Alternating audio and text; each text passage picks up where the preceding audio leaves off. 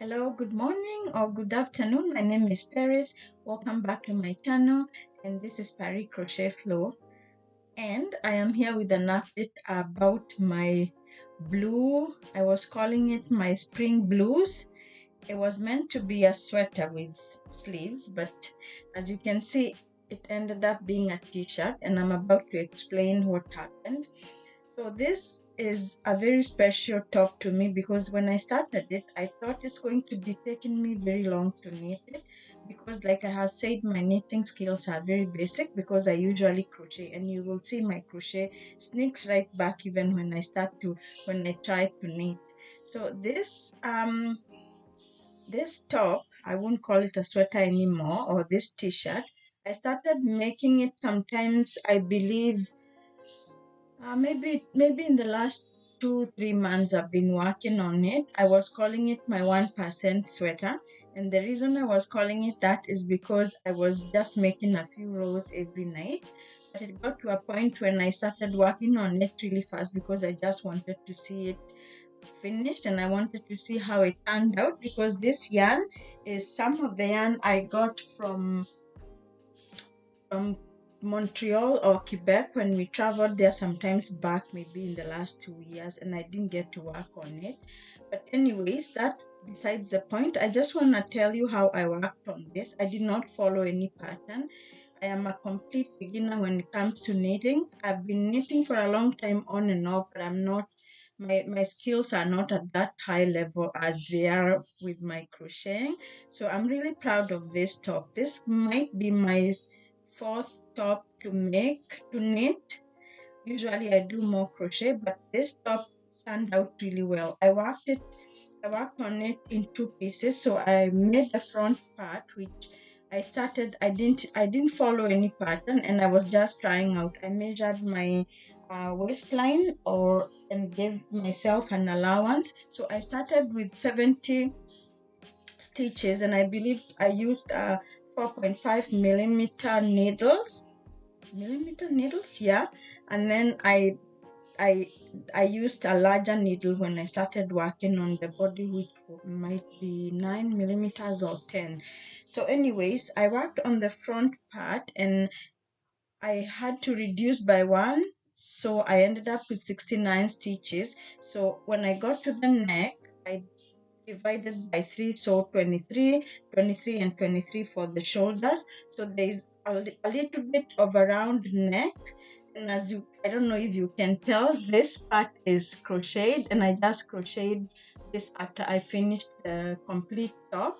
And the way I crocheted this is I did a back post and a front post double crochet, and it looks just perfect because it's like a ribbing, but it looks almost like a ribbing that is, the way they make the folded one. So it's nice and thick because the yarn itself is as you can see, um I haven't weaved in the edges. So it's a fingering weight yarn that I held double. So this is way thicker, and that's something that you have to watch out when working with crochet.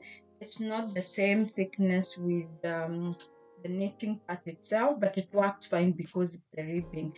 As for the sleeve, which is a mini sleeve, I just did 3 rows of double crochet, and I did not decrease for the armhole or anything. They're just flat panels, so need just knitting on one side and purling on the other side. So this is stockinette, and the inside part looks like butter stitch. So it's just a stockinette stitches, knitting and purling through and through, no decreases, nothing. It's just a panel and a front panel and a back panel. The only part that I had to do anything was this part where I had to divide by 3, and then I did a bind off in the middle of 23, and then I knit 6 rows for the shoulder and 6 rows for the next shoulder, and it's finished. And I can't tell you how much I'm excited because this tells me I can make more tops using the same measurements. Maybe if I want it a little more snug, I will just have to use a smaller size needles. so it can be a little tighter. And if I would like it to be a little lighter than this, so that it's not too warm, I can just work using my the yarn. I can still use fingering weight without doubling it. I don't know how that will affect the whole construction, but I'm going to try that. But my next project will be maybe I'm hoping I can try making a cotton sleeveless top using the same way I worked on this, but I'm just gonna give it a bigger and a more open area over here. So that's what I'm planning. I'm going to try knit a top that is cotton and see how that turns out. I don't know if you can see, it's beautiful. I started here using just a ribbon, which is knit one purl one. As you can tell, my knitting skills are very basic, but again, this is what makes me happy because this is something that I do for self-care, and I can see a finished product and I can wear this top. I do have a few more that I wear when sometimes some of them I just wear at home, but some of them are nice enough to wear when I go out. So this is something that I know I can wear now when it's not too warm, and I can also wear it in the fall.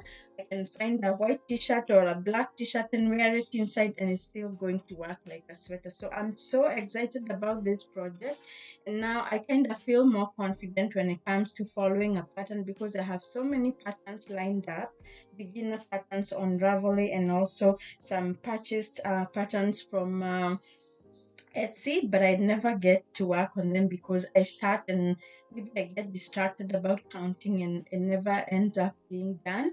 But when I work on something like this, I'm not worried because I'm not counting anything. I'm just kind of going with the flow and just measuring to see that it fits me. And that's the beauty of working on something on free flow, as I always say.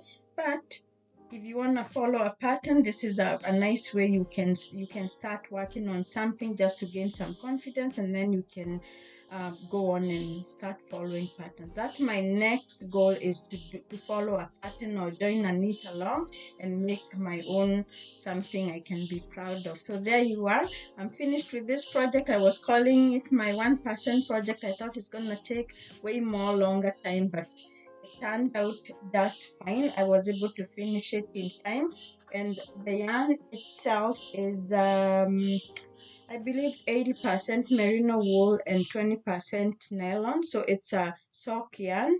I'm not I don't know too much about yarn when it comes especially to high-end yarn, but I know it's wool and nylon. It's a little bit itchy, but I can handle it. I guess the reason why I can take the itch is because I really, really love the top itself. But maybe when I wash it and block it, it might just be more, it might be less itchy. I don't know. I will try that, but it's not too badly off. So there you are. My top is finished. I'm probably going to work on another one. If you would like to have more details, more maybe typed up details of what I did so that you can try working on yours, you can make a comment down below, and I don't mind sharing just the basics of what I did. It's not a pattern. I'm not gonna call it a pattern. It's just the construction of it if you know basic knitting. So that's it, and I hope to see you soon. If I start another project, I will be sure to share that with you. I am not yet preparing for any markets because I haven't lined up myself for any, but I'm hoping to do that as well. So sooner or later, I'm gonna be sharing with you when I start working on my start toys again for my market. So thank you for watching. If you're interested on how to make a top of your own like this, reach out to me by commenting down below, and I will be sure to make notes and send them your way. So thank you for watching. Happy knitting, happy making, happy crocheting, and just go with the flow. Be kind to one another. Bye now.